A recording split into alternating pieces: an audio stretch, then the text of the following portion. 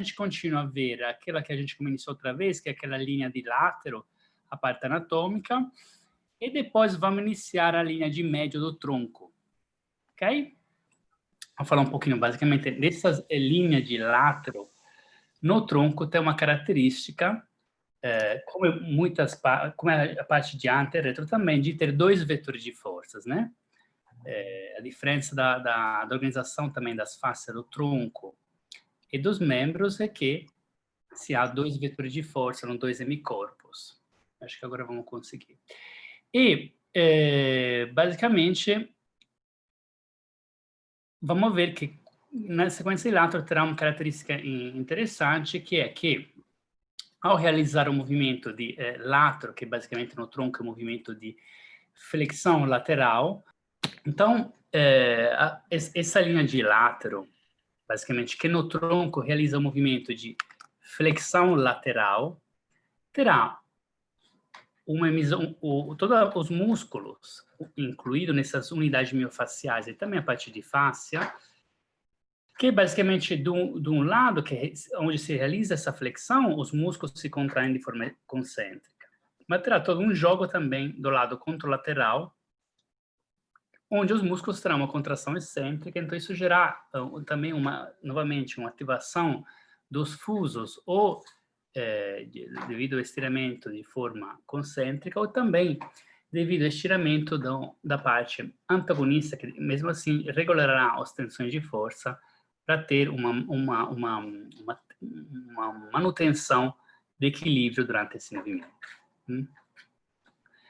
Então, aqui, basicamente, na região da cervical, basicamente, novamente, a face que é tensionada durante esse movimento de flexão lateral será a parte do ECOM, que dá uma parte, realizará uma contração concêntrica, e do lado contralateral, exemplo, se eu estou realizando uma flexão à esquerda, aqui da forma direita, terá uma contração excêntrica, que por suas vezes tracionará essa face em sentido craniano, e essa face depois se continua com a parte do músculo iliocostal, que por suas vezes a sua contração gerará um tensionamento para baixo dessa face torácica alta. E claramente esse tensionamento, no lado onde se realiza a contração excêntrica, ativerá e gerará um estiramento através do reflexo miotático ou reflexo monossináptico de estiramento, ativará os fusos e depois gerará uma ativação de algumas fibras para a manutenção do equilíbrio durante esse movimento de flexão lateral. Ao nível do tórax, novamente será o iliocostal, que a sua contração gerará um tensionamento em sentido craniano, e depois se continuará com a parte do quadro lombar, que a sua contração gerará um estiramento em sentido caudal. Ao nível lombar, novamente se há o quadro lombar, que é basicamente, como vamos ver na próxima slide, um músculo basicamente primário. Do dia 20 de outubro. Depois, a sua contração se estirará em sentido proximal, e o glúteo máximo e médio, que realizará uma contração para estabilizar e gerar um tensionamento em sentido caudal de todas essas linhas lateral do tronco. A gente agora vai ver algumas imagens anatômicas, também do Atlas de Logisteco.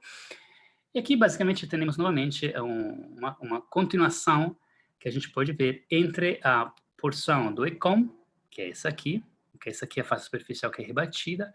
Esse aqui, o dito número 2, é o ECOM, que aqui a gente vê a inserção como uma mastoide, e também com continuação na região do masseter, em específico com a lâmina superficial da face da cabeça, com a parte de face parótido-massetérica, que é uma face que recobre o temporal masseter, ok?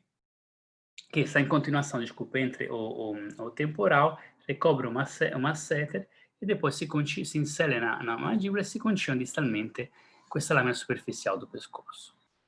Continuando, a gente pode ver aqui, basicamente, aqui essa imagem se vê, na realidade, as duas lâminas superficial e média do tronco. Aqui, basicamente, a gente pode ver o trapézio, onde tem o número 1, que é na lâmina superficial do tronco. O romboide, aqui que é na lâmina média. E depois a parte do ilho costal, que é basicamente os músculos principal, primário, nesse movimento de latro do tronco, que basicamente é o movimento de flexão lateral, que é executado como o músculo principal, primário, o ilho costal, que está em uma camada mais profunda ainda do romboide, porque o músculo ilho costal, como os outros músculos paravertebrais, basicamente, eles estão na camada profunda do tronco. Basicamente, aqui, a gente, nessa linha de latero, é incluída alguma musculatura, como a gente viu, então, mais profunda, enquanto na cervical, como eu falei antes, é uma camada principalmente superficial, então a parte principalmente do ECO. E depois, também o licostal, que mostra acima dele, na lâmina superficial, a parte do grande dorsal, ok? Que depois a gente vai ver mais para baixo se continua com a fáscia toracolombar, principalmente com a camada posterior da face toracolombar. Outra imagem que é nas costas, músculos longíssimos. Aqui a gente pode ver a apófise espinosas. Face interdentada, que basicamente a face interdentada é a face dos serráceos, que são na camada média da face das costas, e depois aqui o ventre muscular do músculo ilocostal, que novamente é um dos músculos principais para esse movimento de lateroflexão, que basicamente é um movimento paralateral, que é constituído também para a parte, é produzido também ao nível lombar, com o vetor principal do músculo quadrado lombar. Aqui a gente pode ver novamente agora a conexão que existe também entre longíssimo iliocostal, aqui de esquerda, e aqui já basicamente a face toracolombar. Depois a gente, mais para frente, vai falar um pouquinho mais da face toracolombar, mas basicamente em literatura são apresentados um modelo a 3 e a 2 camadas. O modelo 2 camadas tem, os dois modelos, na realidade, tem a camada mais superficial, ou seja, mais camada mais próxima da superfície, que é a camada posterior, que basicamente é essa aqui que a gente pode ver aqui à direita, que é chamada com nome diferente, mas basicamente é a camada posterior da face toracolombar, que ela basicamente é constituída pela junção, pela aponeurose do grande dorsal, também de uma bifurcação do oblíquo externo, então uma bifurcação mais superficial do oblíquo interno. E aqui a gente pode ver que a face que recobre o glúteo, agora aqui claramente foi removida a face toracolombar, mas basicamente seria em continuação com essa parte de face toracolombar. E, basicamente, aqui depois tem uma continuação, uma conexão entre o quadrado lombar através da camada anterior da face toracolombar e depois uma continuação com a parte do glúteo. Ao nível de membro inferior, agora os movimentos, qual é que são? Os movimentos no quadril, basicamente é o movimento de abdução, movimento de latero. Os movimentos que anatomicamente é chamado de abdução, ok? Ao nível de joelho, claramente não temos um movimento paralateral, mas mais em sentido de estabilização da componente lateral do joelho, enquanto o movimento de látero da região do tornozelo seria, além da estabilização, seria um movimento realizado para os fibulares e o extensor longo dos dedos, que basicamente é a elevação da borda lateral do pé. Imagine que esse é o meu pé, é esse movimento, que basicamente é um movimento de eversão, ok? E nos pés, no dedo dos pés, é um movimento de abdução dos dedos. Com os músculos principais ao nível de quadril, temos claramente os glúteos. Também com os músculos secundários ou biarticulares temos o tensor da face lata. E com os músculos sinérgicos temos o piriforme e o músculo obturador. Ao nível do joelho, novamente, para essa estabilização lateral, nós temos o hasto lateral. Também a parte do retináculo patelar, aqui que é uma continuação também do hasto lateral. Com o biarticulares, temos o tendão do tensor da face lata. E como sinergista, também o músculo popliteo. Por quanto concerne esse movimento para a lateral do pé, para essa elevação lateral da margem do pé, temos como músculo primário o extensor longo dos dedos, e come biarticular o fibular longo e curto, e come sinergista o fibular terceiro. Esse movimento de abdução dos dedos, principalmente com o músculo primário, temos os interósseos dorsais, e como biarticulares, o extensor longo dos dedos.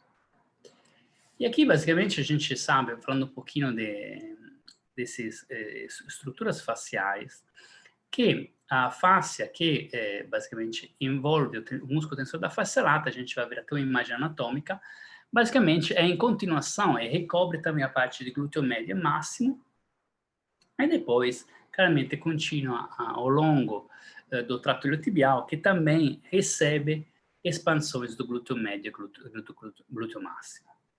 Ao nível de joelhos, basicamente o trato iliotibial e também toda a face lata que recobre a região lateral da coxa, vai basicamente a inserir-se no côndilo lateral da tíbia, na cabeça da fíbula, e vai formar também os ligamentos colaterais laterais, se continua com o retináculo patelar e depois se continua abaixo através da fáscia aponeurótica da perna, que é a fáscia crural. E, basicamente, si continua sempre com esse setto intermuscolare lateral, que basicamente separa os extensor longo dos dedos aqui tem um erro, da fibular longo e curto, que basicamente gera uma sorta de conexão de todos esses vetores laterais. Depois se continua também todo esse setto intermuscular lateral e essa fáscia crural, porção lateral, com os retináculos dos extensores, ok?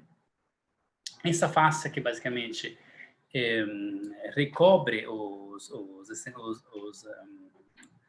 interósseos dorsais, se continua em sentido proximal com a parte da fáscia que recobre o extensor longo dos dedos, e basicamente gera toda uma continuação com os interósseos, que basicamente gera esse movimento de abertura dos dedos para fora e um pouquinho para cima.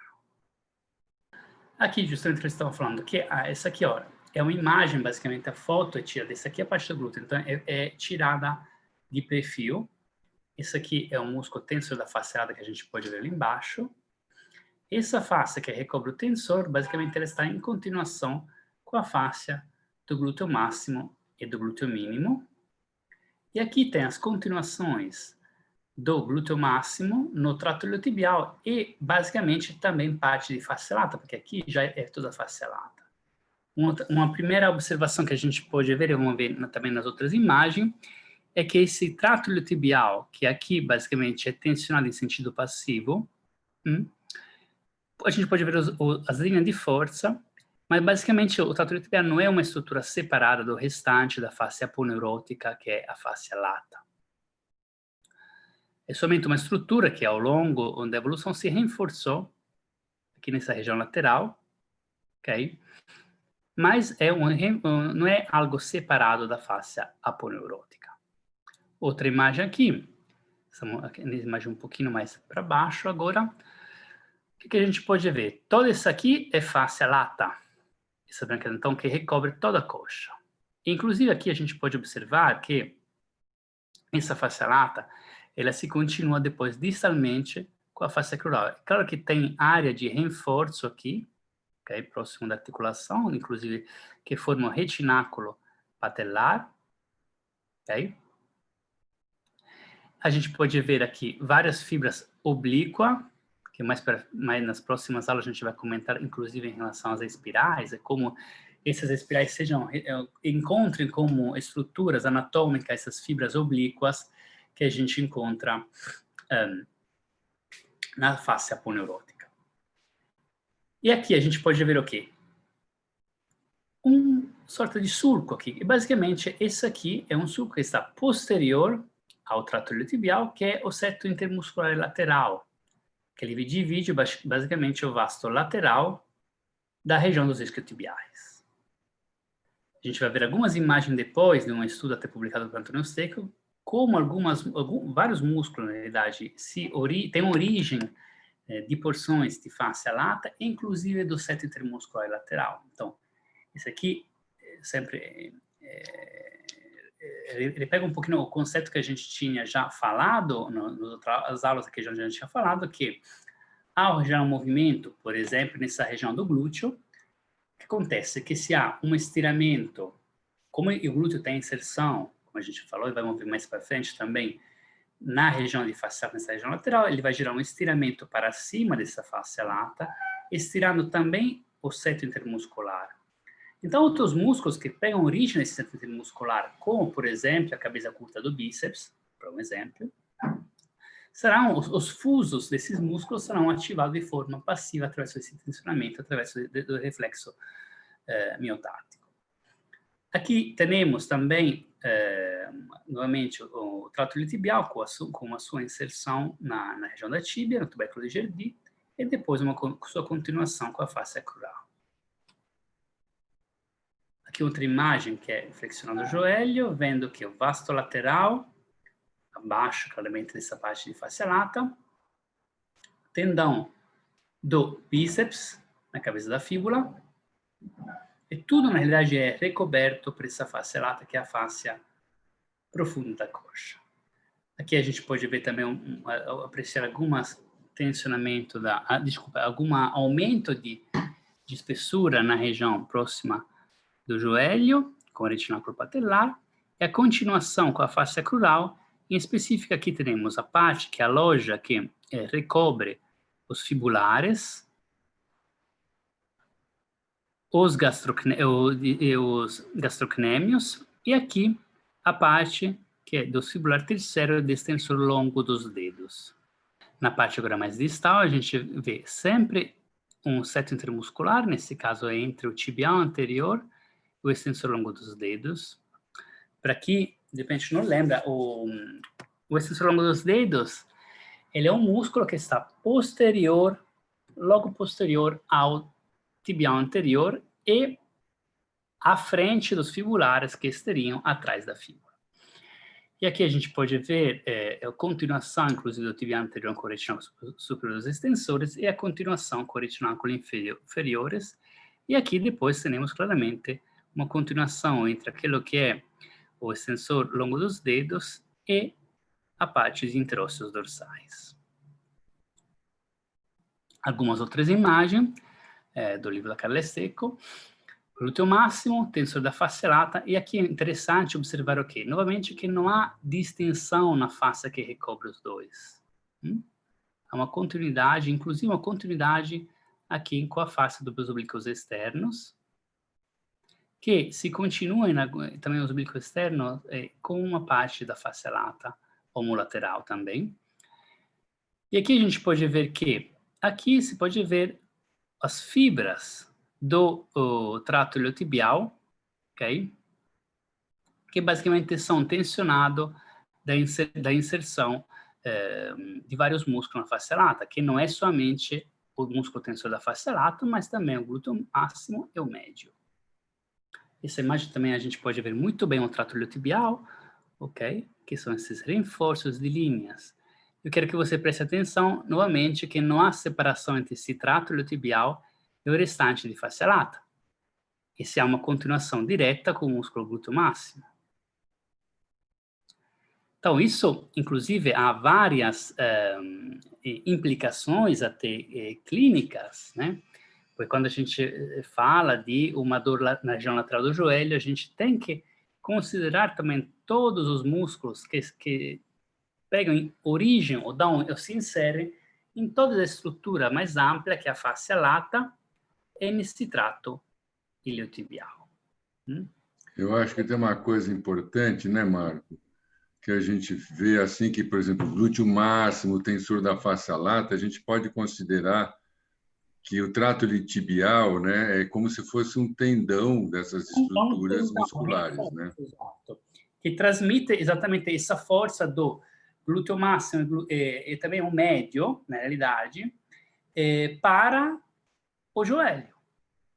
Então se torna toda a musculatura acima, que é algo também que até em biomecânica foi falado da importância claramente do quadril para o joelho, mas há uma estrutura também anatômica que gera uma conexão direta aqui, ok? Então, seja para uma dor lateral no joelho, seja até para um problema de valgo dinâmico, é claramente toda essa musculatura do glúteo que se insere nessa porção de face lata se torna uma musculatura muito importante também. E também, mais abaixo, depois, a parte dos extensores longos dos dedos. E aqui, ó, novamente, essa aqui, branca aqui em cima, é a fáscia aponeurótica, fáscia crural.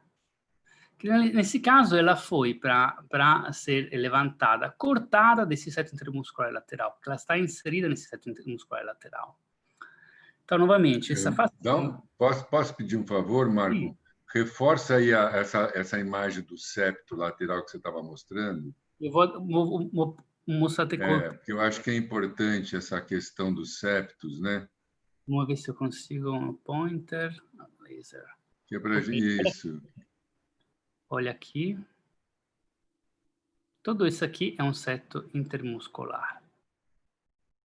Okay? É um seto intermuscular lateral que está entre a parte, digamos assim, dos fibular e a parte dos extensor longo dos dedos. Também, eu vou voltar noutra imagem também para mostrar que também há um septo entre o tibial anterior e o extensor longo dos dedos. Então, os septos também são vários. Muitas vezes, em vários livros de anatomia, são mostrados somente tipo, o setor lateral, mas, na realidade, há várias estruturas, como a gente viu até em algumas imagens de cortes transversos, outras vezes, que, basicamente, as conexões através do seto intermuscular com a face aponeurótica cria algo que são, tipo, nem sei se em português transmite o mesmo significado essa palavra, mas alojamento facial, tipo, lojas faciais. Dos músculos que principalmente participam mais no movimento numa direção do espaço. Isso, acho que é muito interessante essa observação que Luigi começou a fazer há muitos tempos atrás, porque realmente faz sentido que essa organização de músculo e fáscia é uma organização ligada à função, então ao movimento em uma direção do espaço. Então, novamente, esse seto intermuscular entre extensor longo e fibular, que basicamente aqui ele foi cortada essa fáscia aponeurótica que é a fáscia crural, para ser mostrado abaixo. Senão você teria uma conexão. Aqui o certináculo superior dos extensores e depois se continua novamente com o pé. Se eu consigo, eu vou voltar também na outra imagem. Deixa eu falar uma coisa ali, Marco, por favor. Naquela imagem que você estava Eu vou somente mostrar isso aqui. Claro, fica à vontade. Queria mostrar mais um seto que a gente observa, que é basicamente um seto que seria um pouquinho mais à frente daquilo que a gente viu agora, porque é entre o tibial anterior e o músculo extensor longo dos dedos. Então, há um seto aqui e também um seto mais posterior. Pode falar, Jones, vou voltar na imagem. Não, porque essa questão, quando é levantado, feito aquele rebatimento para cima da face crural, mas se a gente, quando olha de perto, a gente vê que uma parte, a lâmina interna da face crural, ela se aprofunda, né? Então ela é o septo e a lâmina mais profunda dessa área da face crural formam um aprofundamento. Então a gente está vendo o rebatimento por um recorte para mostrar a estrutura profunda, mas isso é um enfold, né? Quer dizer, essa lâmina mais interna da face crural, ela se aprofunda em direção ao periósteo, formando essas duas distinções de agrupamentos musculares, né? Sim, exato. Pronto. E aqui, continuando na região do pé, retináculos para os extensores, aqui, na realidade, deixa eu mostrar com a caneta laser. Esse retináculo, ele faz parte de toda essa estrutura que está aqui, que é a face crural, novamente. Então, ele é somente um reforço, ok? A gente pode ver também o retináculo inferior, ok? E aqui, com a pinça, são mostradas as inserções musculares desse retináculo. Aqui, por exemplo, esse musculinho aqui, que é aquele musculinho que parece tipo uma bolinha na frente do maléolo, que é o músculo extensor curto dos dedos, que tem origem desse retináculo dos extensores. E aqui também o músculo extensor curto do hálux. Então, tem toda uma continuação também até a região do pé, e depois aqui mais profunda a parte dos interósseos. Então, é claro que se a gente pensa que esse tecido é um tecido ricamente inervado, há uma variação do movimento do pé devido à contração dos músculos do pé.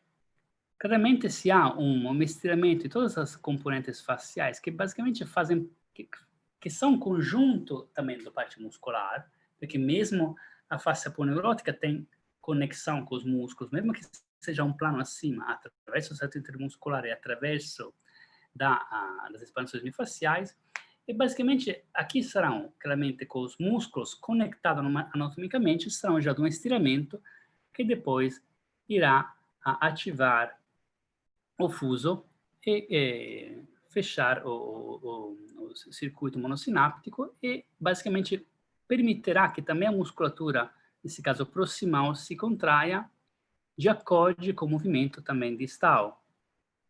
E também isso tem a sua função em várias situações, até em situação de evitar, por exemplo, uma caída ou um reajuste postural ao movimento do pé. Porque é claro que seria talvez um desgaste, um gasto energético tão grande para todas essas variáveis ser controladas só exclusivamente o sistema nervoso central.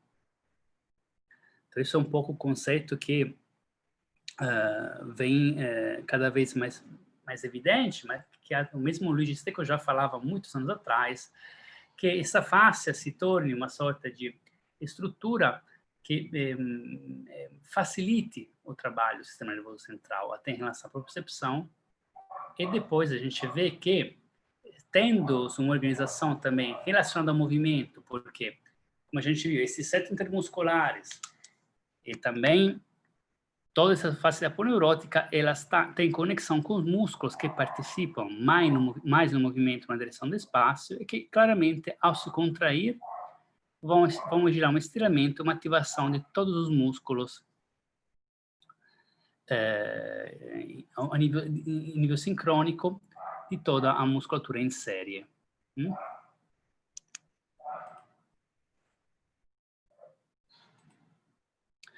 agora vamos comentar um pouquinho um estudo que foi um estudo bem importante, publicado em 2013, onde foi feita uma dissecação de 6 cadáveres para estudar a fáscia do glúteo máximo e a própria relação da fáscia do glúteo máximo com a fáscia lata e com o seto intermuscular lateral e também o fêmur. Por quê?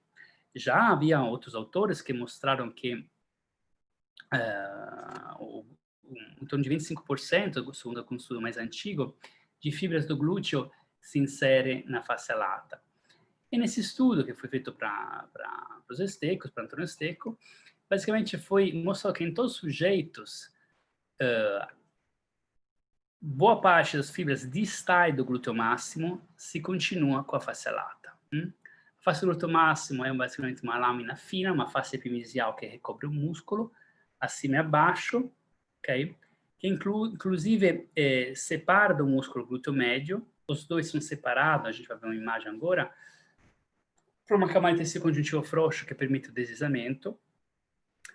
E, basicamente, em todos os sujeitos, eles encontraram que o glúteo máximo se continua proximalmente com a face trocolombar, medialmente com o periósteo do sacro, e lateralmente e posterolateralmente com a face lata e o trato iliotibial. E questa face alata, basicamente, é uma face que recobre toda a coxa, aqui o trato iliotibial é somente um reforço. Essa face lata ela é num plano acima, essa é uma face di tipo neurótico, da face dos singoli músculos, mas aqui foram encontrados com um valor médio que o vasto lateral tem uma área de 3 centímetros de inserção facial. O vasto medial adere completamente e depois há uma inserção também posterior na região do bíceps femoral, na cabeça curta. Ok? Deixa eu ver algumas imagens agora, que essa aqui que é a face do glúteo máximo, que é uma lâmina fina que adere ao músculo, que recobre o músculo, ok? Que na realidade faz parte do músculo. Então, essa imagem aqui também, para mostrá-la, tiveram que cortar os setos intermusculares do músculo para a face do glúteo.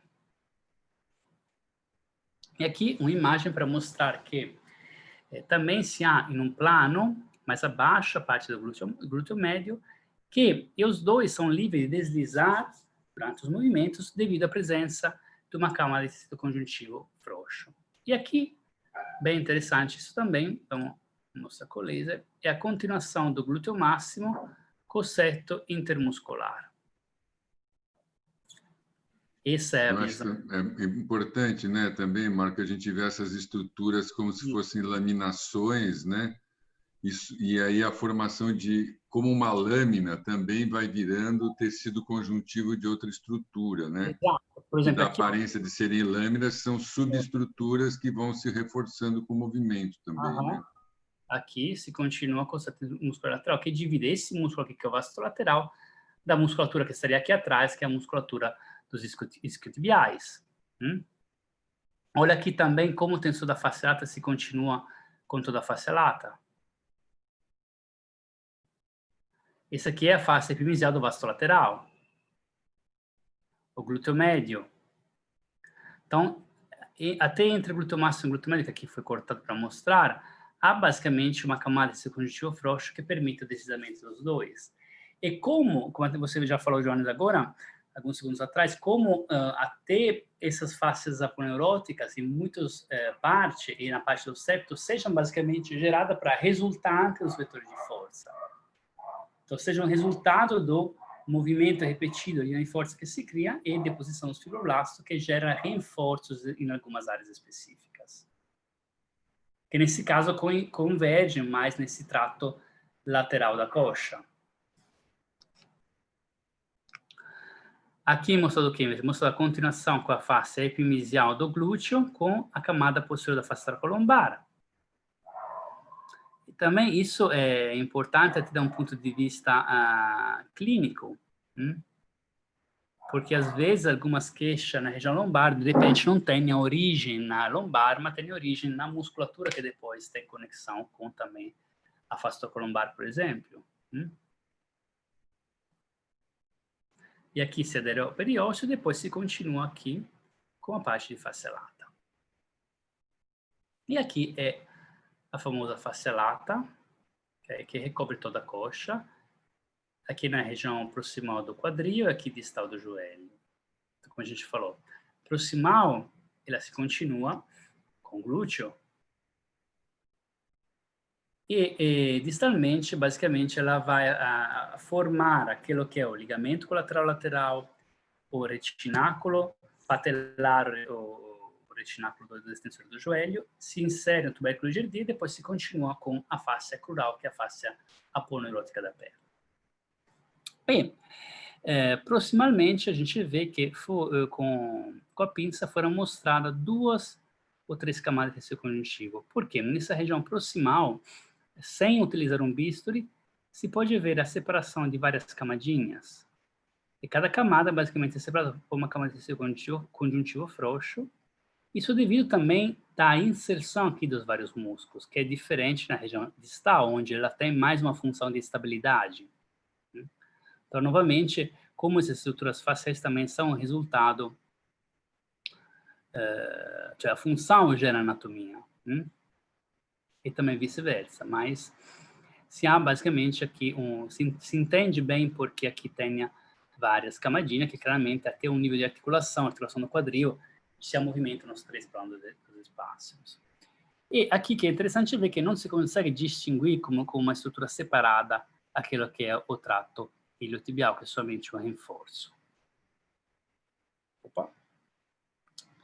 E essa face aponeurótica ela é basicamente separada das faces epimisial dos músculos da coxa por uma camada interrupta de tecido conjuntivo frouxo, mas há algumas áreas onde se há uma conexão da face epimisial para a face aponeurótica. Aqui, por exemplo, face lata, face epimisial. Isso aqui que estou apontando agora é a face do vasto lateral.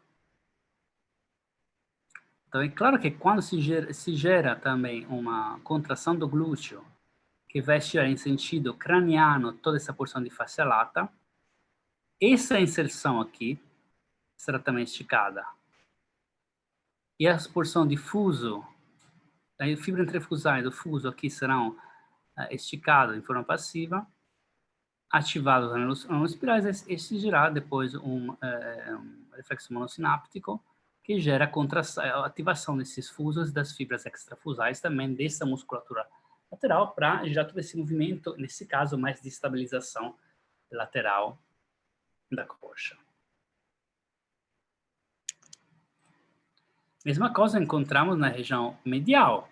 Então, nessa região medial, do vasto medial tem uma aderência total de fibras que da face epimisial se juntam à face lata que está em cima dele. Esses sujeitos que eles estudaram, todos os sujeitos tinham uma área de conexão completa. E aqui, posterior, cabeça curta do bíceps femoral, que se origina dessa porção posterior de face lata, em específico dessa porção do seto intermuscular lateral. Então, um estiramento em sentido craniano vai também a estirar essa parte aqui e ativar todos os receptores nessa parte da cabeça curta do bíceps. E aqui se continua claramente em sentido posterior com a face crural e também com a parte de face pupítea.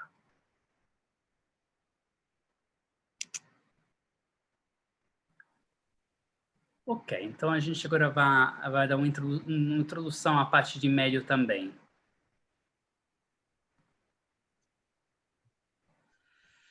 Algumas perguntas? Acho que tem essa última imagem, né, Marco, como isso reforça a questão de que os tecidos, né, eles vão criando continuidades entre eles. Isso gera um processo coordenativo entre os diferentes agrupamentos. Quer dizer, a força se transmite, né, também para outros pontos que não é exatamente então aquela visão local, né, que a anatomia clássica apresenta, mas a gente vê uma atividade local, porém ela sempre de alguma forma entrelaçada no sistema global, né? Então, global, porque através e que é um exemplo, principalmente na região de face lata, né? Claramente, esse exemplo a gente tem algum estudo também que mostra na região do membro superior, por exemplo. Então, como todas essas inserções de face epimisial para a face aponeurótica não são por acaso. Por que essas fibras musculares deveriam se inserir aí? Essa fibra muscular, durante o movimento, ela não gera um movimento articular, somente vai gerar um estiramento em toda essa face que recobre vários músculos e, possivelmente, gerando um estiramento depois das inserções miofaciais dos músculos conectados com toda essa parte de face aponeurótica, ativando os receptores e, portanto, tendo um papel de coordenação do movimento de todos um membro em uma direção do espaço, por exemplo. Também tem um papel exatamente de coordenação e também de ativação sequencial dos músculos para participar para um movimento. Um exemplo clássico, como a gente falava outra vez, o mais simples de entender é que, porque quase todo mundo com essas inserções miofaciais, considera esse movimento de flexão do membro superior. Então, é toda uma ativação que, até da parte distal, ativa e insere toda a musculatura.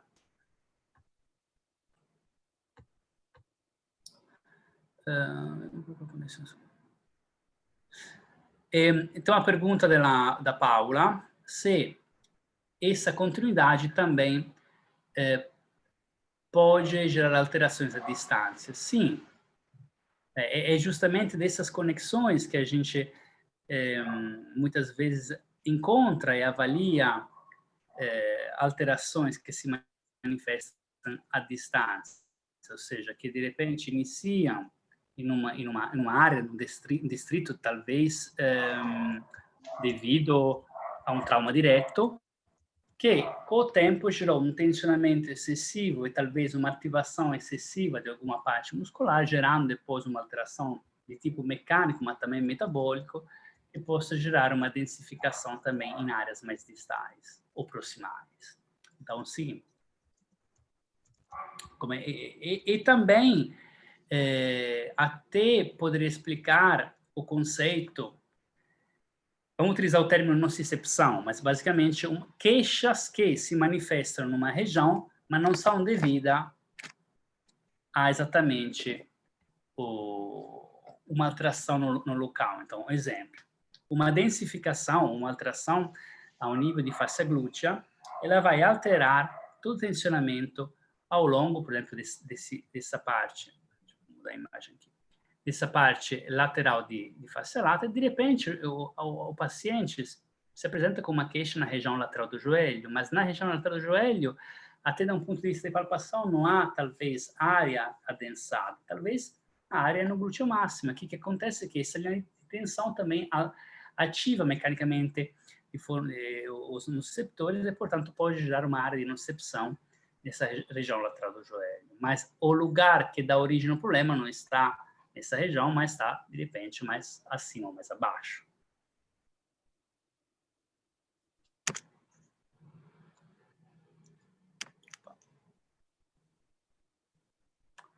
Vou trocar as slide agora. Se não tiver outras perguntas, a gente começa mais um 10, 15 minutinhos máximo para ver a linha de médio. Que assim eu pego um gancho para responder a uma pergunta que foi feita outro dia, se dá um ponto de vista anatômico, de repente, a corte da cesariana poderia gerar menos problema feito ao longo da linha alba ou transverso. Então, essa linha de médio no tronco, basicamente na parte anterior, corresponde à linha alba e à linha média, então, não tem um músculo específico e não tem nenhum movimento específico, mas uma área perceptiva que é a resultante dos vetores dos dois hemicorpos. Então, ao nível cervical, basicamente, os músculos da lâmina superficial, então, que músculos são? Principalmente o ECOM dos dois lados, geram um tensionamento nessa linha alba cervical. E, claramente, se toda a musculatura tem também um tônus muscular basal correto, essa linha será central. Se de repente tem um músculo de um lado do corpo que será terá um tônus acentuado, talvez devido a uma densificação, pode ser que seja um desvio também dessa linha alba. Essa linha alba é uma sorta de sensor também que mostra o equilíbrio do nosso corpo. Tanto é que é provável que uma densificação nessa região da linha alba, ou uma alteração nessa região, possa alterar também a percepção e a sensação de equilíbrio. Ao nível do tronco, basicamente, será a junção dos peitorais. Se vocês lembram, a gente viu na aula de ante, que os peitorais, a face epimisial dos peitorais, algumas se inserem claramente no externo, mas outras fibras se continuam contralateral, então formando essa linha alba em cima do externo, ok? Ao nível de lombi, temos a linha alba, ok? Que basicamente, vamos rever novamente, será acima do umbigo, formando principalmente para a parte mais externa para os oblíquos, externo. E a linha alba, basicamente, seja lombo que pelve, é o resultante da junção de todos os músculos abdominais, ok? E distalmente, temos um pequeno músculo que muitas vezes é esquecido, que é o músculo piramidal, que é esse musculinho aqui, que basicamente é um tensor distal, né, da linha alba.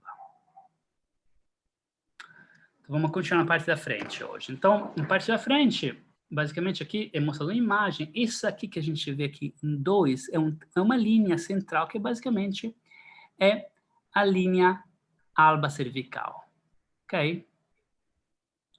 Aqui foi rebatido o ECOM, ok? Com a sua fáscia, com a lâmina superficial da fáscia profunda, e o resultante, basicamente, dessa tensão do ECOM gera essa linha, linha alba cervical, que depois vai se continuando com a linha média do tórax. E aqui, a linha média torácica, ou linha alba torácica, que é formada pela junção dos dois peitorais de direita e de esquerda, que cruzando geram um reforço nessa região acima do externo, e aqui criado um pensamento para cima para ver o efeito nessa linha central. E aqui, novamente, uma área importante que, ao nível do xifoide, se há um grande cruzamento de fibras do peitoral de um lado, com o peitoral contralateral, e conjunção também de bainha do reto abdominal e com os oblíquos. E aqui, na região abdominal, a gente pode ver a nossa linha alba. E essa aqui, que basicamente é a bainha do reto abdominal.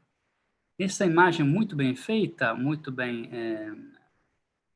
a gente pode ver o quê? Que abaixo se há o oblíquo externo, com sua fáscia, é a junção da aponeurose do oblíquo externo com a bainha do reto abdominal e o reforço aponeurótico dos oblíquos externos, que inclusive se continua com o ligamento inguinal e depois se continua distalmente com a fáscia lata. E aqui em cima, a gente pode observar a continuação do peitoral com a faixa dos oblíquos, né? E com praticamente a bainha reta abdominal. Então, essa linha alba vamos ver agora uma ilustração, que é um corte transverso, para ver como seja a área de junção de toda a musculatura anterolateral. E aqui, abaixo do umbigo, a mesma coisa. Linha alba, bainha do reto abdominal, e aqui embaixo você pode ver um músculo oblíquo externo. E o cruzamento aqui em cima do pubis e acima da sínfise púbica. Aqui, novamente, é uma área que, inclusive, forma um outro retináculo, como a gente viu na região do plexo xifoide. É um cruzamento de fibra que gera uma estrutura como o retináculo.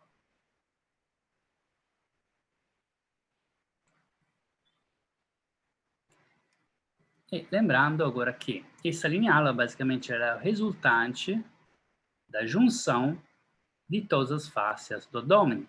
Então, ao nível de cima do umbigo, basicamente, a gente tem o oblíquo externo, que vai formar a camada que passa à frente dos músculos retos abdominais, e o oblíquo interno e transverso que passam por baixo, e os três se juntam ao nível de linha alba. Então, a linha alba é o resultante de todos esses vetores.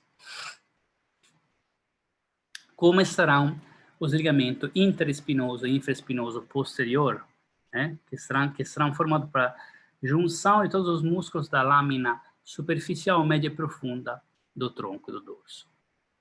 E abaixo do umbigo, em vez, os três passam para frente. Então, o oblíquo externo, interno e transversos passam para frente, formando essa bainha do reto abdominal, e posteriormente passará somente essa fáscia transversalis, que na realidade é uma fáscia visceral, porque basicamente representa a camada interna transversa com o peritônio. E é importante ressaltar que, como essa linha alba é uma sorta de sensor do nosso proprioceptivo dessa linha média do nosso corpo, ok?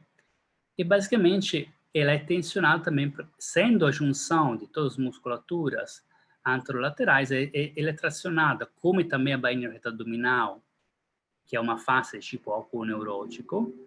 Ela é tensionada em sentido proximal e também contralateral do peitoral, lateralmente dos oblíquos e distalmente da face adutória e também da face lata. Esse aqui é um estudo que foi publicado no final do ano passado, onde foram estudados, de um ponto de vista ultrassonográfico, o efeito da parte do parto cesariano na musculatura e na face. Então, foram avaliadas com ultrassonografia 13 mulheres que fizeram parto cesariano, 10 que realizaram parto vaginal e 13 que não tiveram nenhum tipo de parto. E foi avaliada a espessura dos retos, a espessura do oblíquo interno e externo, os transversos, a distância entre os retos e também as medidas de tecido conjuntivo frouxo. Foram também coletados dados sobre a intensidade da dor, localização. E foi observando que as mulheres que realizaram parto cesariano tiveram um aumento da espessura da fáscia e músculo, enquanto as mulheres que realizaram parto, por exemplo, vaginal, somente uma alteração a nível muscular. E o grupo de mulheres que realizaram parto cesariano tiveram também uma correlação com dor lombar, dor pélvica, e possivelmente esse déficit di face músculo gera um déficit de deslizamento, causando vários tipos de sintomatologia, né? Come dor pélvica, come dor lombar, come dor na região da cicatriz, com duração variável. Agora, falando isso, foi feita uma pergunta no grupo outro dia, alguém postou algumas imagens, algum artigo sobre o parto cesariano feito um corte transversal. É um corte clássico horizontal.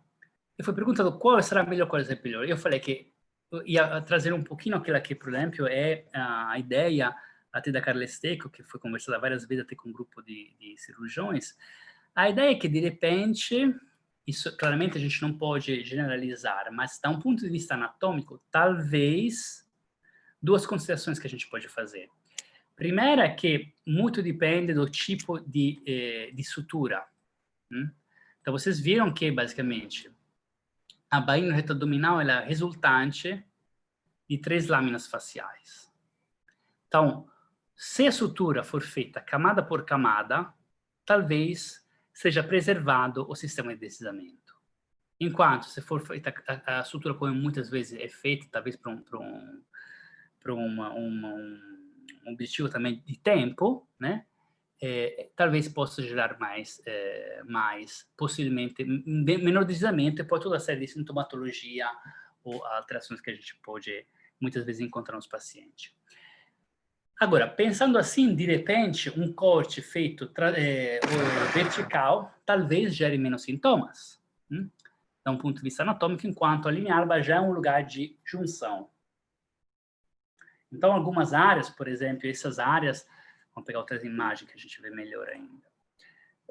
Essas imagens ao nível, por exemplo, horizontal e principalmente ao nível de, não somente de cesárea, mas a outro tipo de cirurgia, por exemplo, realizado com corte lateral, possa talvez gerar mais problemas, porque é uma área onde são 3 músculos, 3 camadas que precisam deslizar de forma independente uma com a outra.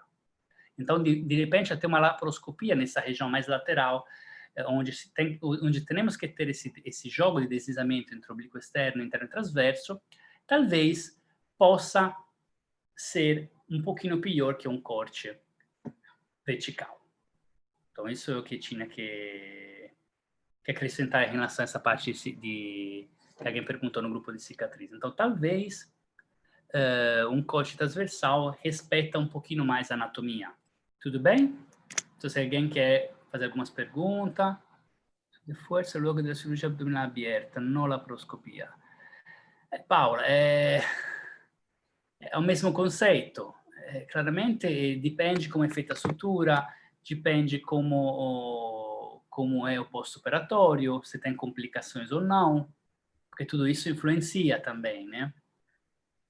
Como é feito o troço. Agora, é claro que a cirurgia inevitavelmente vai gerar uma lesão de face, mas se de repente, o que a gente pode fazer então para amenizar isso? Abrir o microfone do Vitor. Vamos ver, o Vitor pediu o microfone dele.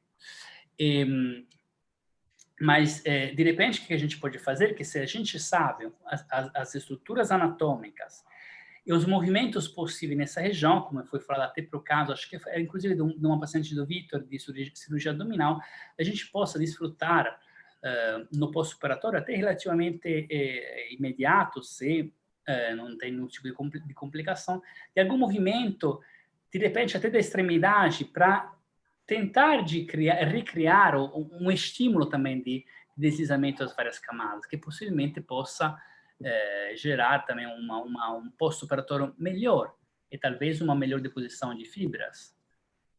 Marco. E Vitor? Os músculos sinérgicos, eles têm uma função de suporte, mas eles têm mais alguma função? Suporte, principalmente a interpretação clássica dos músculos sinergistas é de suporte. É claro que, da um ponto de vista faciais, muitas vezes eles têm conexões também. Por exemplo, quando a gente observa algumas áreas, por exemplo, como aquele seto intermuscular lateral, também mais para baixo se originam outros músculos, por exemplo, como o poplíteo, que é dado como músculo sinergista. Então, principalmente, a função principal é de suporte e também de estabilização. Tá. Obrigado.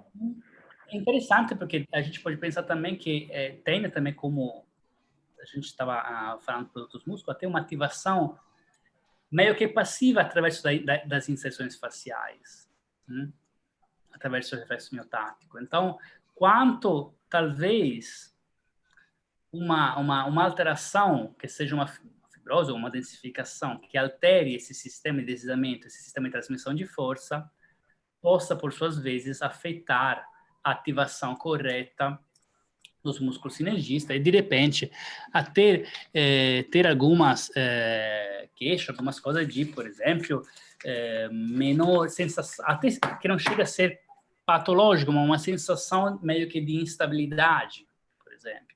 Porque, claro que a gente tem que ter também todo um jogo agonista, antagonista e sinergista, que é imprescindível que a gente tenha esse transmissão de força para ativação de todos esses músculos, ativação e inibição da musculatura antagonista, por exemplo. Se você quer acrescentar alguma coisa, Joanes, em relação a isso? Não. Eu acho que tá bom. Eu estou aqui pensando em umas coisas também. Obrigado, acho que na parte Marco. prática a gente divide mais a explicação, né? Gente, vamos tirar, são 5 minutinhos de pausa. Toma um cafezinho, vai ao banheiro, se prepara para que a gente vá fazer uma atividade. Eu preciso que vocês tenham uma cadeira para a gente fazer uma parte sentados e uma parede para dar apoio para a gente fazer um trabalho com suporte, tá bom? Um espaço pequeno é suficiente para vocês me acompanharem, beleza? Voltamos em alguns minutinhos, tá? Não é mais do que 5 minutos, tá bom? Então, vamos começar. Vamos para a parte prática direto, e aí a gente vai conversando e vamos fazendo, tá bom? Então, acho que tem um assunto que é importante, né? Que é, sempre, durante o movimento, a gente tem que lembrar que tem, no mínimo, 2 vetores de força acontecendo. Então, quando eu faço esse movimento, existe uma tensão inicial aqui, então existe uma força que está vindo de baixo para cima, mas também há, do outro lado, as tensões migrando. Então, as forças elas vão sempre fazendo, no mínimo, 2 vetores de oposição. Tá bom? Então, é com esse conceito que a gente trabalha.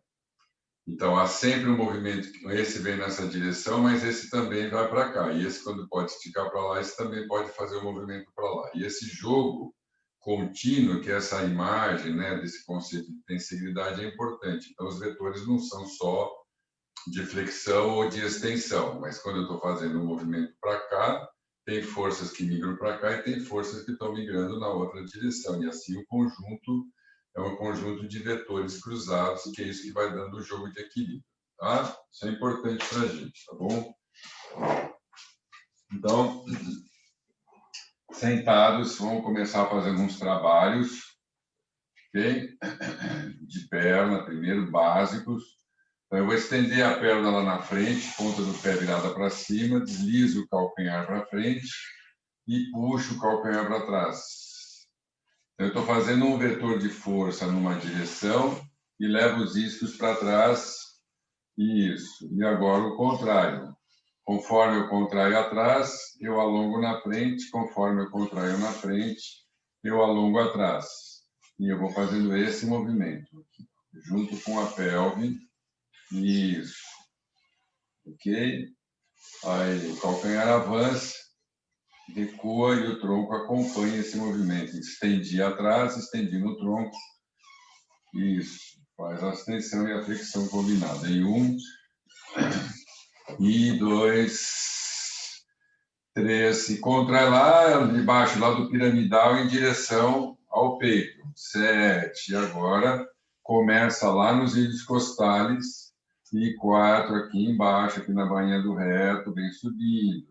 E 8, vai lá na frente. E 9, e 10, combinando, né? Do outro lado, trocou outra perna, a mesma coisa. Começa só no calcanhar, vai. Calcanhar volta. Leva o seu calcanhar lá na frente. Traz o seu calcanhar para trás. Desce a ponta dos pés. Vai lá na frente, 1 e 2. Vai lá na frente, 3. Vão alinhando bem a estrutura reto, direto aqui. Vai.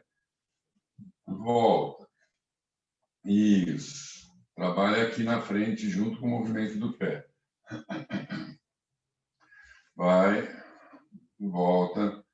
Isso. Vai. Volta. Isso. Gera um movimento de balanço de tronco junto com a perna. Isso aí. Foi. Isso. Estende. Aí. Ok? Então...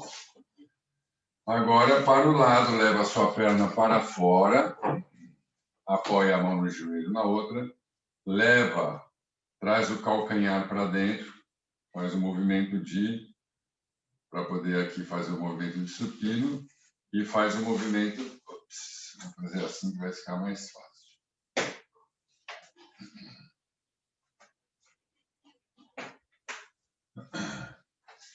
Então, faz o movimento de pronar.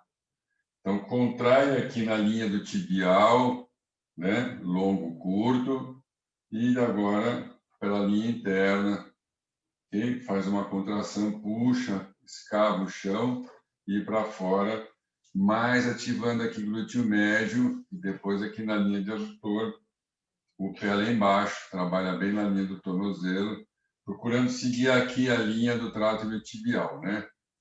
Seguindo essa linha dos septos que vão passando pela linha lateral, vira, volta, vira, volta, isso, acomoda um pouquinho o movimento na pelve junto, faz um pequeno rolar para dentro, para fora, aduz, abduz, puxa o chão para dentro, como se fosse tirar o pé do chão, aduz, abduz, isso. Vira, aí, dentro, fora, aí. Do outro lado, linha lateral, mesma coisa, prono pé, supina, só que supina puxando o chão para dentro, ativa aqui os adutores. E aqui ativa bastante os abdutores. E roda para dentro, fora, linha aqui do glúteo médio. Isso, adução, pectíneo, vai lá dentro. Isso, e vira. Vai, volta, ativa lá o grácil. E aqui na linha de fora, entre fibular longo e fibular curto.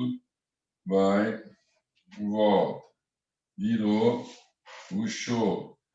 Vira, roda. Vai fazendo esse movimento lá, usando a contração da parte externa da perna, interna.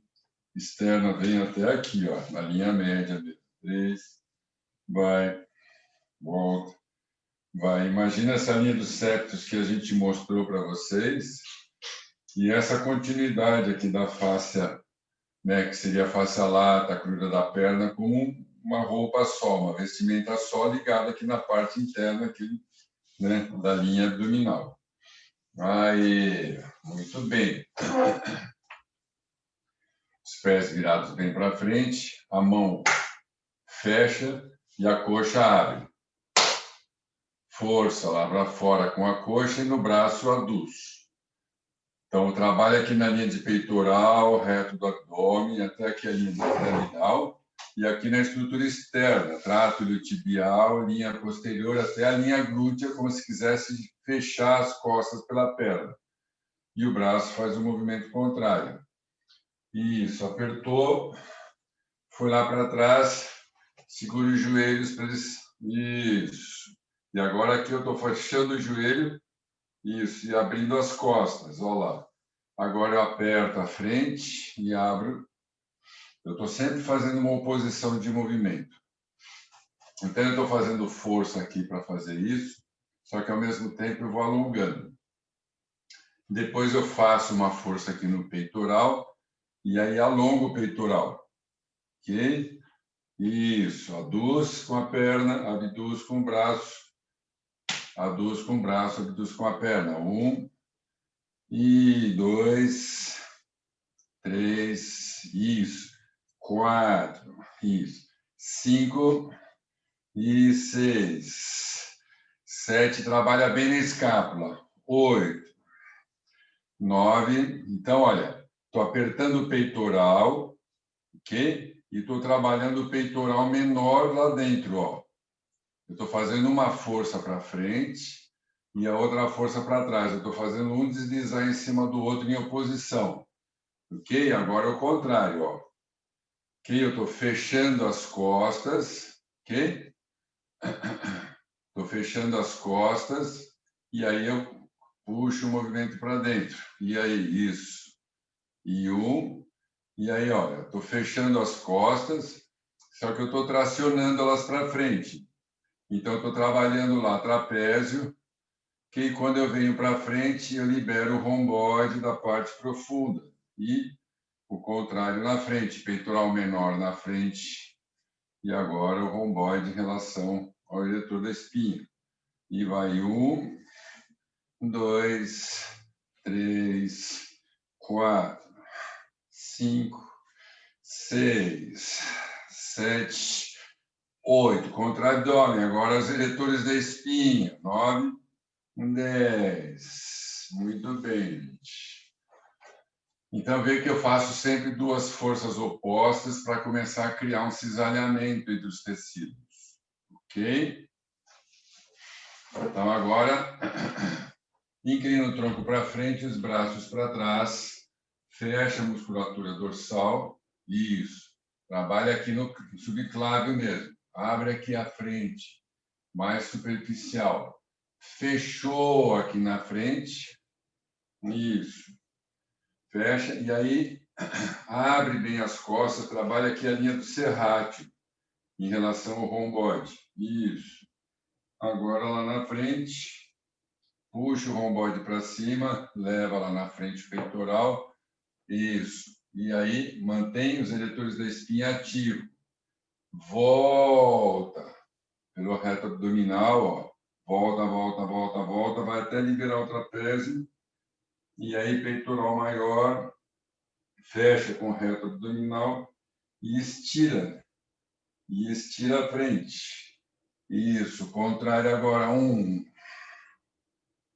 2, 3, 4, 5, 6, 7, 8, 9, isso, 10. Aí, inclina a frente, passa o peso para a ponta do pé e calcanhar, só balança. Isso, e estende lá na frente, ponta do pé. Aí, subiu. Isso, agora nós vamos ficar inclinados de novo, a gente vai fazer o mesmo gesto. E agora eu vou manter os braços ativos e a gente vai direto para os eretores da espinha, principalmente de costais. Então, eu vou começar aqui, mas nós vamos fazer esse movimento. Ok? Para diferenciar direita e esquerda, para deslizar por baixo do grande dorsal. Então, inclinou, passou o peso para a ponta do pé. Já ativa aqui a parte do fibular, né? O extensor longo do hálux. A gente já está aqui na frente, ok? Estira a coluna lá na frente. Usa o grande dorsal para fechar. Inclina. Isso. Vai para o seu lado esquerdo. Sobe. Vai para o lado direito. Sobe, como se você quisesse trazer. Lembra que a gente falou semana passada? Um para cá e outro para cá. Então, as forças aqui sobem e do braço desce. Ali no meio da coluna. Ok? Então, isso. Inclina para a direita. Sobe. Para a esquerda. Sobe. Direita. Vai. Esquerda. Vai. Isso. Mantém. Vai. Volta. Vai. Volta. Vai. Soltou. Fica lá embaixo.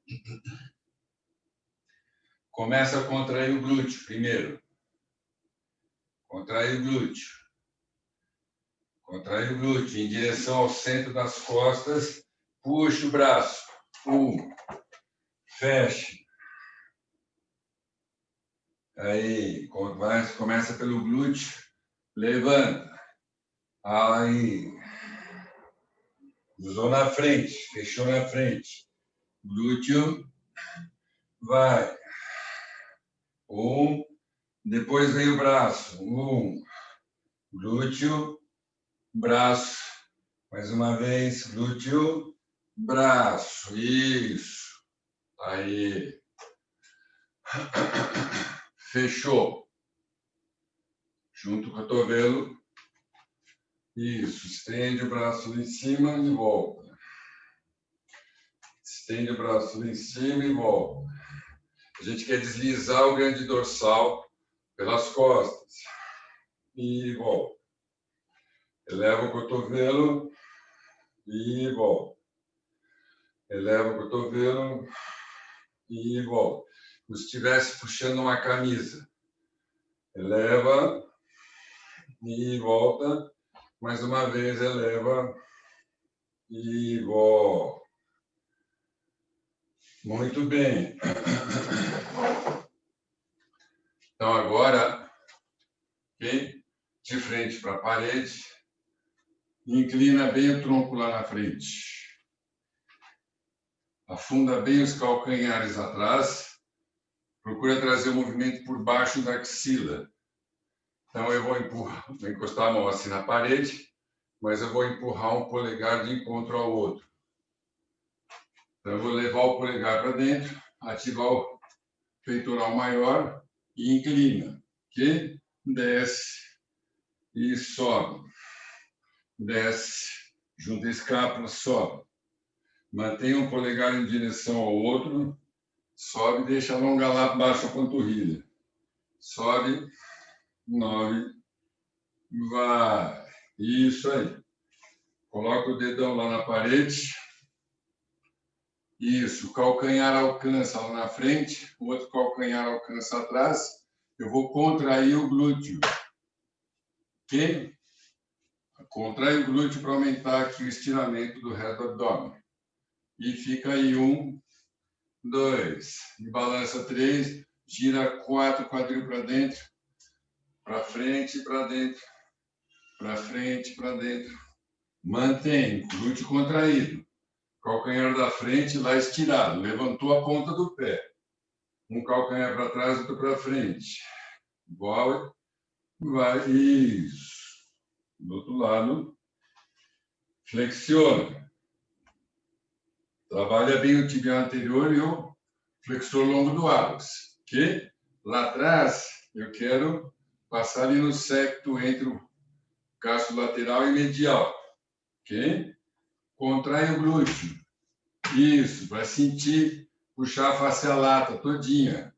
E vai, e cresce 1, 2, 3, 4, comprido. 5, olha o dedão contra o dedão. 6, peitoral ativo. 7, 8, 9, 10. Isso mesmo. Muito bem. Ok? Então, a gente vai fazendo força no glúteo, trazendo a força para dentro, fecha o peitoral, puxa a força para dentro e aí alonga, fazendo a força correr. Então, parte dessa musculatura abdominal desce aqui por dentro da perna, passa ali no tibial, flexor longo do hálux, ok? Na parte de trás, sobe por aqui, não é isso? Então, que nós fizemos esse movimento, uma força sobe, a outra força desce da cabeça até lá no quadril, tá bom? Bem próximos da parede, dorso da mão virado para a parede, eu vou girar o braço, vamos só fazer o primeiro movimento. Abriu, isso. De novo, então eu vou trazer força aqui no peitoral, centralizar o movimento aqui. Vou manter o quadril de frente, vou alongar lá nas costas, vou trabalhar aqui o peitoral, tá certo? Usar o subclave para puxar mesmo para dentro.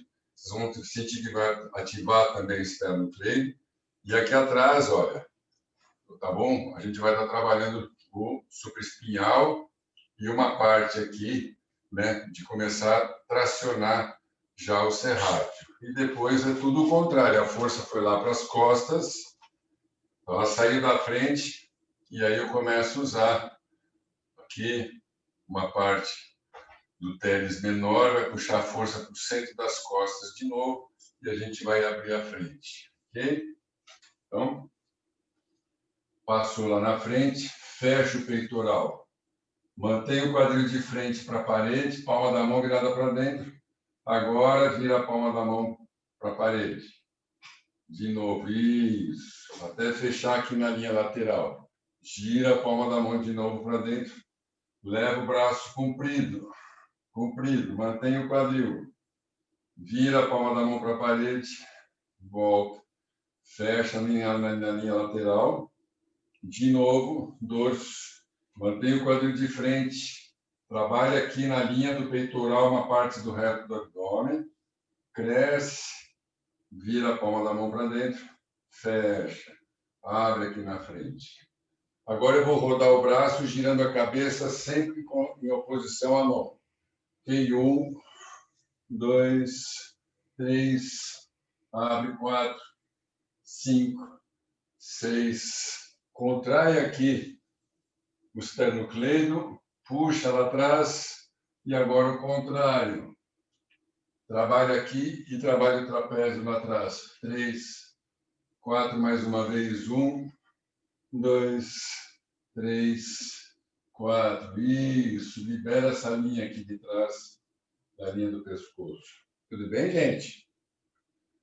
Do outro lado, só primeiro o movimento, não precisa corrigir nada, só para a gente achar o percurso. O dorso da mão, chegou lá em cima, a palma da mão vira para dentro, para fora. Então, a mesma coisa, eu vou puxar no peitoral, trabalhar a estrutura profunda subclave, até que ative aqui o reto do abdômen, puxou lá nas costas, vai alongar, e daqui eu começo a trazer o movimento aqui para baixo da axila, redondo, tá certo? Daí eu viro a palma da mão, trago o movimento para dentro, ok? E aí eu vou ativar o serrátil, ok? Aí depois eu vou ativar o romboide, e serrátil, e romboide, peitoral, certo? Estou no peitoral maior e depois lá o peitoral menor. Então, eu estou fazendo esse jogo entre frente e costas, ok? Vamos lá. Bom, isso. Passa 1, 2, cresce o braço, mantém a frente, 3, 4, vira a palma da mão para dentro, 5, 6, palma da mão, 7, 8, virou o dorso da mão, peitoral, dorso, trabalha, mantém o quadril de frente, deixa os oblíquos trabalharem, 3, 4, puxou lá para trás, romboide, entrou, alongou o peitoral, aumentou o serrátil, vem, isso, agora o serrátil trabalha 1, 2, a força vai passando lá para as costas, 3, 4, cresce, 5, 6, mais uma vez, 7, 8, mantém a frente, deixa trabalhar o transverso, 9, 10. Ok? Ok? De lado, um pouco só inclinado, de tal forma que o braço cresça para a parede. Ok? E 1, 2, é bem parecido. 3, 4, isso. 5, 6, ativa o grande dorsal. Ativa o grande dorsal. Isso, trapézio. Isso, o movimento gira 1. Grande dorsal abriu. Abre o peitoral. Então, grande dorsal e peitoral em equilíbrio. Eu estou nessa linha aqui, ó. Ok? Fazendo essa linha do meio. Ok? 7, 8, isso. 1, 2, 3, 4, isso. 5, 6, isso. 7, 8, contrário. 1. Aí, abriu o peitoral. Usa lá o trapézio para ajudar a fazer o movimento. Isso. E 1, 2, abriu. 3, trabalha aqui dentro, ó. Nesse ponto interno. Lembra que a gente falou, né? Semana atrasada. E o outro aqui externo. Ok? 1, 2. Então, contraiu. Isso. Abriu. Fechou. E 1, 2, abre o peito. 3, 4. O movimento vai indo para frente e para trás. 5. Aí. Do outro lado.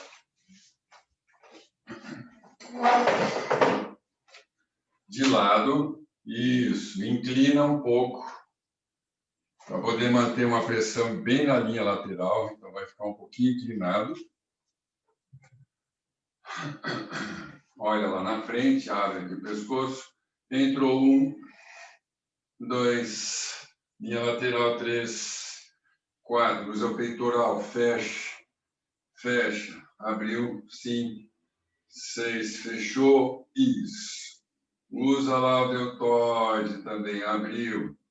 Olha lá, está aberto, abrindo aqui o serrátil, está puxando aqui, ó, o romboide, alongando aqui na frente, 7, fechou aqui, ó, como se fosse fazer um abdominal, 9, 10, mais 10, 1, 2, 3, 4, 5. O giro da mão. 6, 7. Contrário. 1, 2, 3, 4. Peitoral passou para as costas. 5, 6, 7. Abriu. Muito bem. Ok? Então, vamos descer agora para um trabalho de perna e quadril.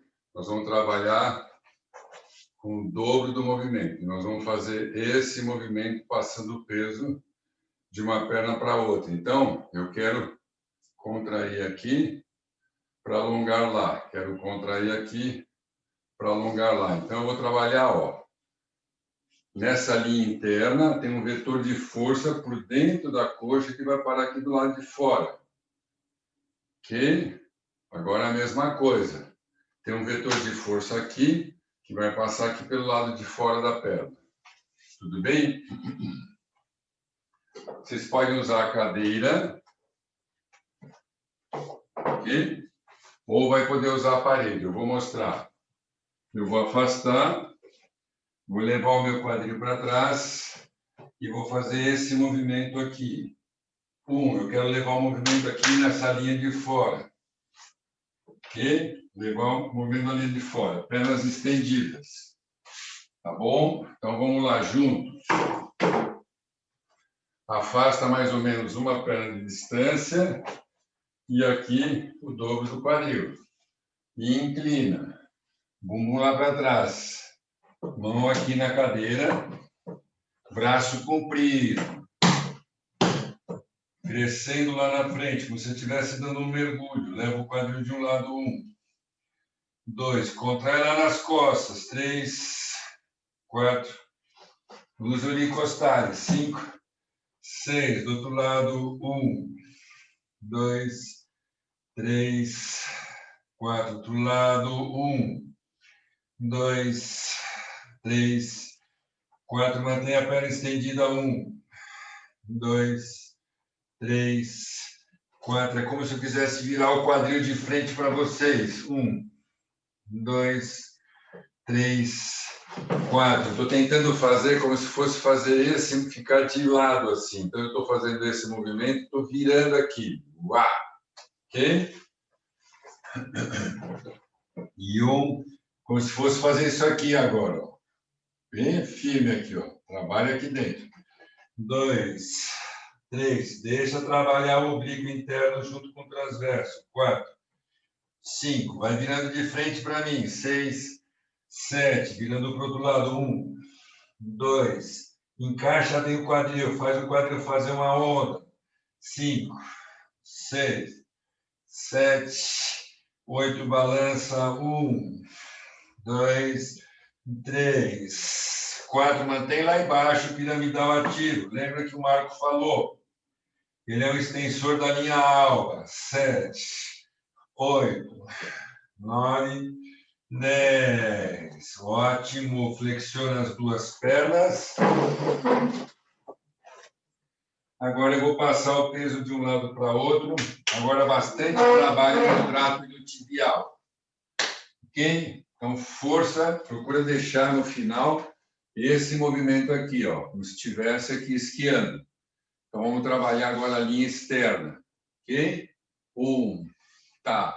É esse movimento que nós vamos fazer. Ok? E 1. Mantém bem o hálux da perna flexionada no chão. Não deixa o peso ir para o dedinho.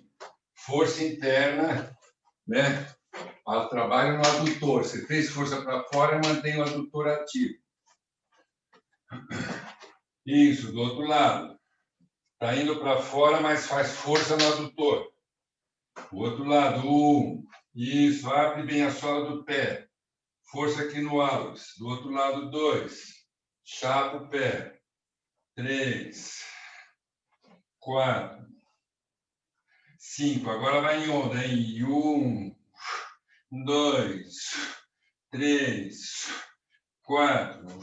Mantenha o adutor trabalhando. 5. Explora aqui o tensor da face alada. 7, 8, 9 e 10. Muito bem. Junta os pés. Um pé só de distância. Vira bem o dedão para frente. Leva a coluna lá para cima. Só dá uma relaxadinha. Leva lá para trás. Flexiona a perna.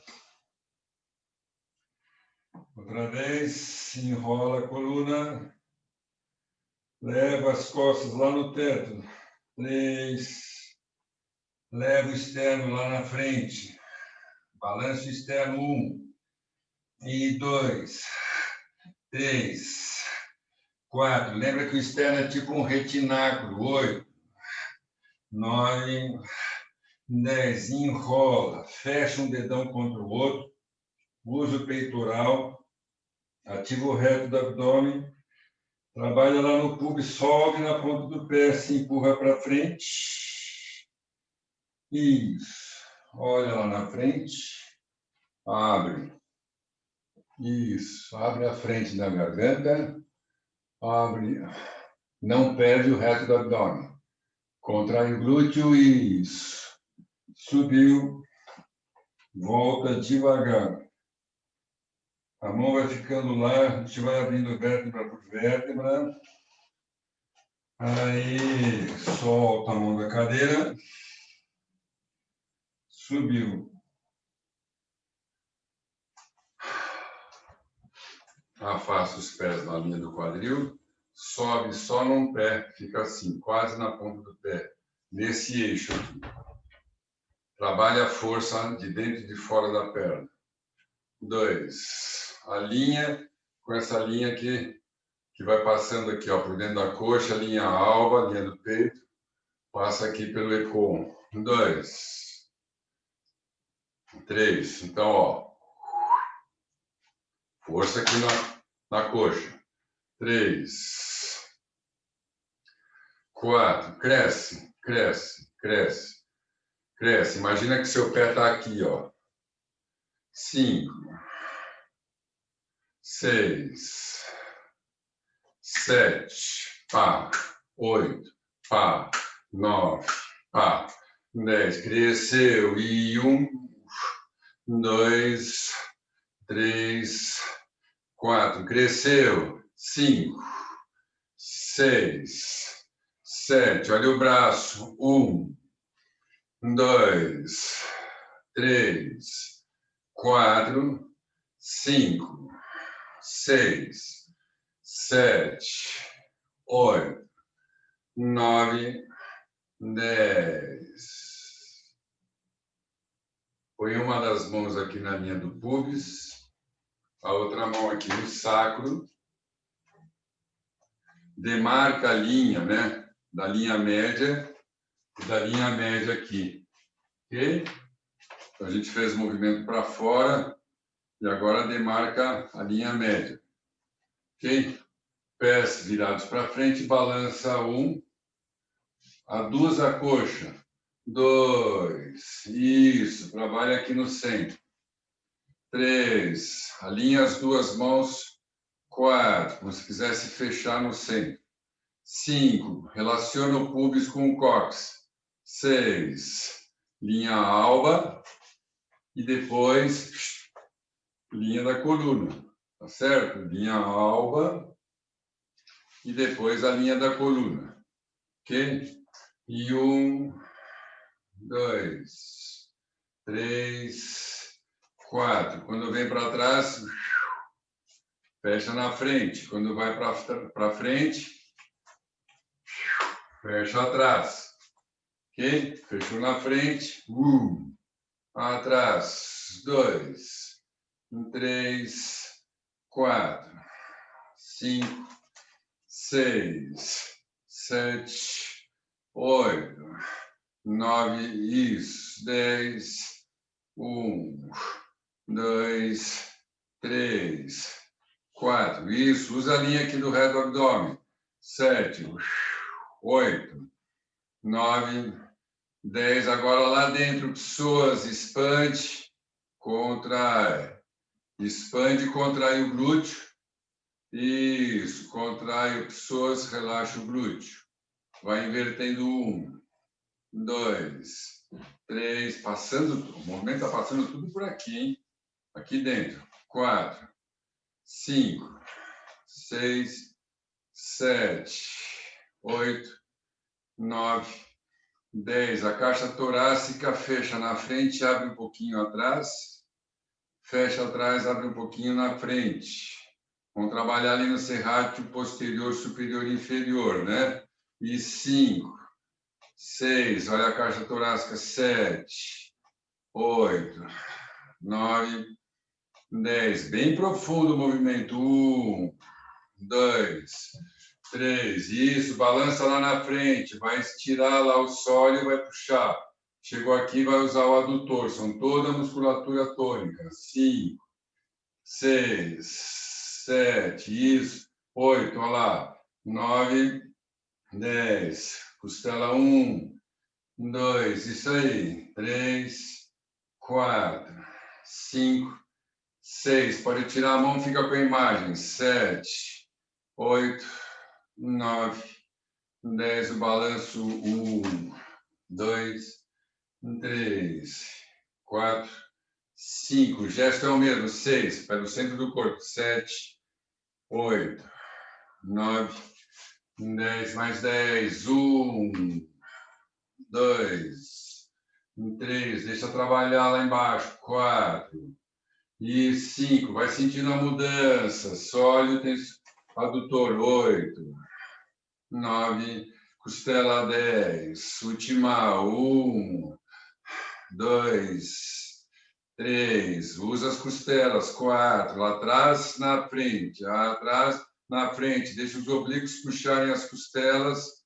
E lá atrás, abre lá o serrátil posterior, inferior, superior. Depois fecha de novo. 8, 9, 10. Isso aí. As duas mãos atrás do saco. Abre bem os ombros. Olha para a sua esquerda em cima. Isso. Organiza aqui o econ.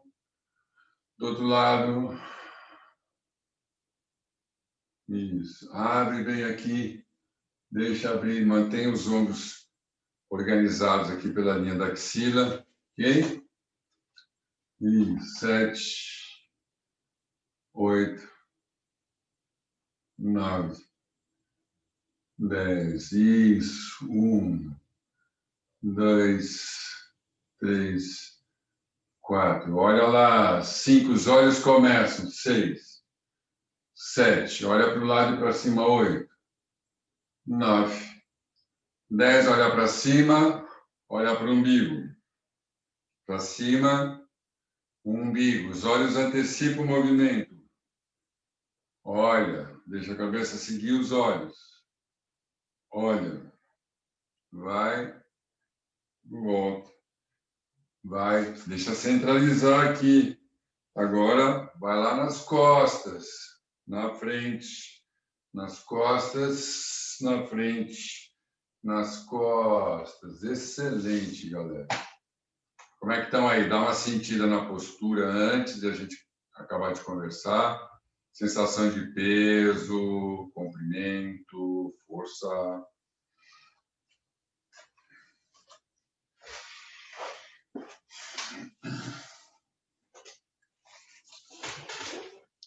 Tudo bem aí, minha gente?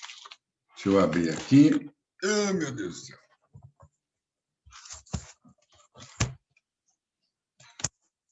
Abrir para nós. Como é que vocês estão aí, gente? Muito bom. Entenderam como é que a gente foi fazendo? Uhum. Então, fez para dentro, para fora, para frente, para trás, né? Para o lado, para dentro.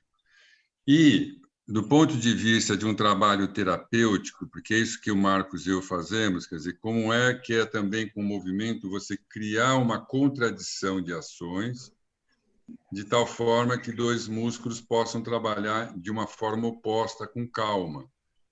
E isso provocar uma mudança na trajetória até que libere a posição dos movimentos. Tá certo? Então, eu trabalhei o peitoral que faz força para frente, mas eu também posso aí, trazendo a escápula para trás, alongar o peitoral menor. Então, ao fazer esse conflito, ao criar duas linhas de força, eu começo a fazer eles terem que deslizar um sobre o outro. Fiz o peitoral, tá certo? Contraí aqui, trouxe o serrátil para dentro, mantenho, e agora eu vou mantendo o peitoral, começo a trabalhar lá pelo romboide, ele começa a estirar aqui o serrátil, tá certo? Então, eu estou fazendo uma oposição. E aí mantive o romboide, e aí começo a fazer, então, um conflito, duas direções de força, de tal forma que eu vou fazendo movimentos em 2, 3 planos simultaneamente. E a gente só fez anti-retro, látero médio, não fizemos nenhum movimento ainda intra-extra, tá certo? E fizemos movimento de adução na perna, lembra que a gente fez semana passada, com expansão do tronco. E se eu fecho o tronco, eu estico a perna, que é exatamente o movimento da quadrupedia. Então, com isso, eu crio um conflito de uma parte tensionando, outra esticando, tá certo? Aí essa fecha na frente e ele puxa as pernas por fora. E aí ele fecha e abre. Vai fazendo esse movimento. Então, a mesma coisa. Vou criando um conflito e criando, então, uma força sempre em 2 ou 3 lâminas, certo? E, por fim, né, eu tenho que achar, no final do trabalho, um equilíbrio entre as forças que vão para dentro, para fora, para frente e para trás. Então, fizemos exercício num pé e no outro, de tal forma que eu vou ajustando agora a força lateral e antero-posterior. E um truque foi balançar os braços, para eu poder criar um contrapeso. E aí criar lá dentro a tentativa da musculatura mais profunda, né, em relação às outras musculaturas, de ficarem se mexendo para poder gerar uma tentativa de estabilidade. Então, eu fico criando um atrito com esses balanços. Tudo bem? Então, eu usei o equilíbrio para trabalhar equilíbrio. Sim. Olha a lógica, é muito simples. E eu vou usar exercícios de equilíbrio para poder trabalhar o equilíbrio. Eu vou fazer exercícios de ir para frente para trabalhar o avanço. Eu vou fazer movimentos para trás para trabalhar o recuar. E, com isso, eu tenho lá o composto para frente e para trás. É muito simples, gente. Johannes, duas coisas que eu achei bem interessante. A progressão, né, dos movimentos vai do tipo monoarticular para o pluriarticular. Dá para sentir bem parece uma onda mesmo, que você começa mesmo mais do movimento menor para o movimento maior, e a diferença que eu senti muito foi da propriocepção, como no final do final de tudo, quando você perguntou como é que você está sentindo, duas sensações, a propriocepção aumentou muito, e a sensação da biotensegridade mesmo, parece que deu mais volume. Isso. Lembra que o Marco trouxe uma temática quando ele mostrou a parte do aparelhamento, antes de ele começar a falar da linha alba, né? Que ele faz uma afirmativa, como essas estruturas da face aponeurótica, essas tramas, é um órgão sensorial. Uhum. Isso é muito importante.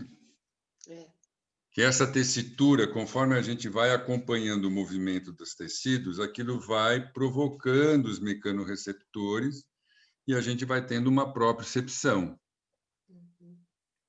Tá certo? Vou precisar abrir, Paulinha, se quiser. Então, tem aqui uma característica o trabalho, né? A gente vai fazendo um trabalho com semi-pré-estresse, isso é uma condição do trabalho, para criar uma atividade tônica. A partir dessa tonicidade, eu começo a criar uma tensão nos tecidos, e a partir daí eu posso esticar o tecido e encolher, porque aí ele entra no jogo de tensão-compressão. Ok? Aí eu fui obedecendo uma lógica da nossa conversa. Então, anti, retro, e eu usei o calcanhar como referência. Não usei a ponta do pé. Eu usei a linha de transição maior de carga. E, com isso, eu trabalho os movimentos anteriores e posteriores. Eu vou fazendo alongamento, e aí eu vou trabalhando em toda a face epimisial e já vou trabalhando naquele meião todo, que é a face aponeurótica de membros inferiores, que é a face lata, mais face crural, mais a face plantar e toda a meiona. Então, eu estico e vou fazendo todos esses movimentos. A gente poderia andar para frente e começar a fazer saltos para criar uma tensão mecânica, uma carga, para aí começar a melhorar ainda mais agora o tônus facial. Não é o que a gente fez hoje. A gente fez só a mobilidade espacial para fazer mais liberação facial. Olha como eu vou raciocinando duas coisas. Tá certo? Então, eu uso septos para guiar meu raciocínio, para saber onde que eu tenho que focar a atenção das linhas de força para poder trabalhar a mobilidade dos septos como liberação facial. Porque aí tem vasos, tem nervos, né? E lembra que o Marcos falou, é uma área, né, que a gente está conversando. Então, você tem 3 lâminas, mas uma delas entra, que é onde forma o septo. Então, ao fazer isso, naturalmente, a gente faz essas forças começarem a convergir. Lembrem-se que o corpo é líquido por dentro. Isso eu vou repetir 10.000 vezes. O corpo é sempre líquido. Não há nenhuma estrutura no corpo que não seja líquida. Ela é gelatinosa, líquida. Às vezes vapor, mas nunca sólida. Nem os ossos são plásticos, eles envergam, tá certo? Então, tem vários, se eu tivesse um livro aqui, depois eu mostro no outro dia, me lembra, quando a gente anda, o osso torce e volta. Então, os ossos são parte do elemento de impulso motor. Então, a gente é carregado de um material que tem uma tensão elástica. São, digamos, graus né, graus de firmeza, vamos falar assim, não de rigidez para não dar confusão, de firmeza, onde o osso é a posição mais firme e o núcleo ósseo, né, é o mais firme ainda, quase rígido, mas ainda plástico, porque os sais estão entremeados dentro da estrutura de material colaginoso. Tá certo? Tudo bem? Muito bom. E aí a gente vai em camadas, né? Depois aí tem a parte líquida, enfim. Mas é para entender. Então, eu fui trabalhando naqueles pontos que o Marcos foi colocando e eu vou criando, naquelas áreas que são áreas de conflito, são áreas que a gente pode ter uma aderência, pode ter um adensamento e, por isso, uma questão dolorosa.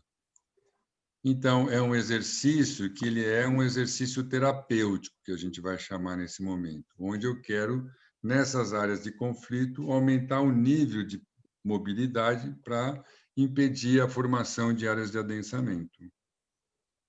Tá certo? Tudo bem a lógica?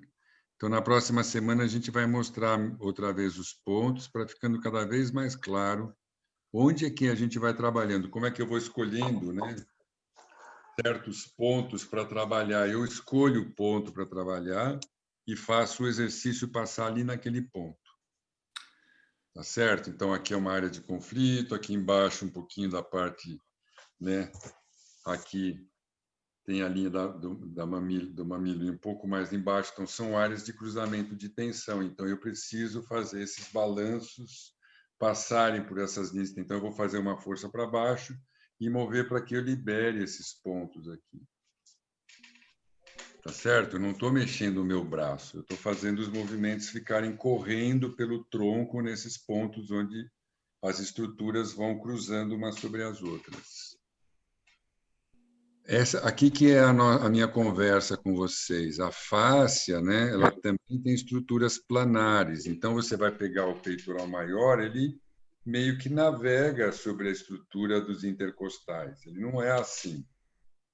Também não se insere diretamente na estrutura external. Uma parte aprofunda aqui, a outra parte passa por cima, então ele tem uma mobilidade, mas ele também segue junto, né, para a linha da bainha do reto. Então, as estruturas vão se organizando, lembra? Porque, como é tudo líquido, vai puxando para cá, igual aquela massinha. Quando você está abrindo pizza, é a mesma coisa que você está fazendo. Se você pegar uma massinha e começar a puxar e fizer um bonequinho, você vai ver que a mesma massinha fez o bonequinho. E o tecido tem essas continuidades, só que ainda tem mais ainda, porque ela pode virar para dentro, para fora.